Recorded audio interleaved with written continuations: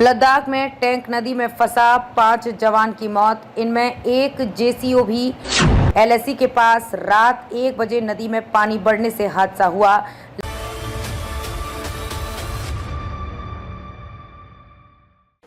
नमस्कार, मैं खुशी और आप देख रहे हैं स्वतंत्र भारत न्यूज। आइए नजर डालते हैं इस वक्त की खास खबर पर। लद्दाख के दौलत बेग ओल्डी इलाके में नदी पार करने के टैंक अभ्यास के दौरान एक T-72 टैंक हादसे का शिकार हो गया। जब टैंक नदी पार कर रहा था तब पानी का लेवल अचानक बढ़ गया। इस हादसे में एक जेसीओ समेत 5 जवानों की मौत हो गई। घटना रात 1 बजे हुई। सभी 5 शव बरामद कर लिए गए हैं। अधिकारियों ने बताया कि हादसा चुशूल से 148 किलोमीटर दूर मंदिर मोड़ के पास हुआ। पीएस सिंधु ने एक साक्षात्कार में बात करते हुए कहा कि हम तथ्यों की जांच कर रहे हैं। हादसे का शिकार हुए जवानों के नाम RIS MRK Reddy, DFR Bhupendra Negi, LD Taiyabam, havildar A Khan 6255 FD workshop, CFN Nagaraj PLRW है। कट CFN नागराज PLRW हैं। T-72 में तीनों लोगों के बैठने की जगह 5 जवान बैठे थे।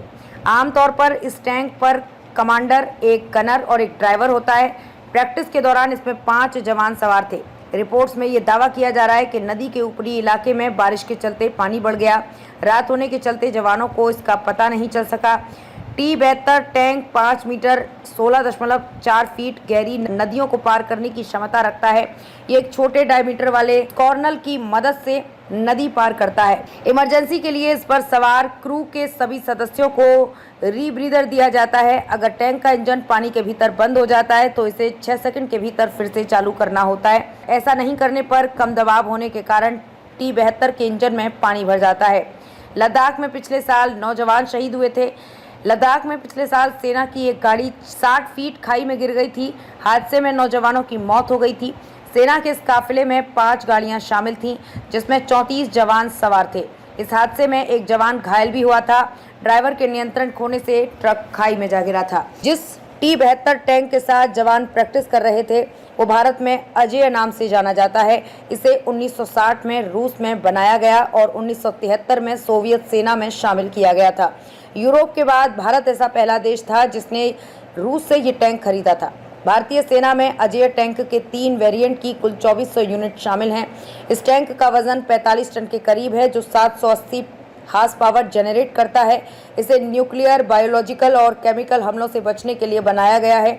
इसमें फुल एक्सप्लोसिव रिएक्टिव आर्मर भी होता है।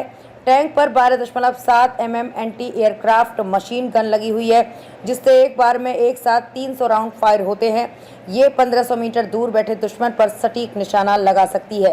अब तक के लिए बस इतना ही। फिर होगी आपसे मुलाकात ऐसी एक और खास खबर के साथ। तब तक के लिए नमस्कार और देखते रहिए स्वतंत्र भारत न्यूज।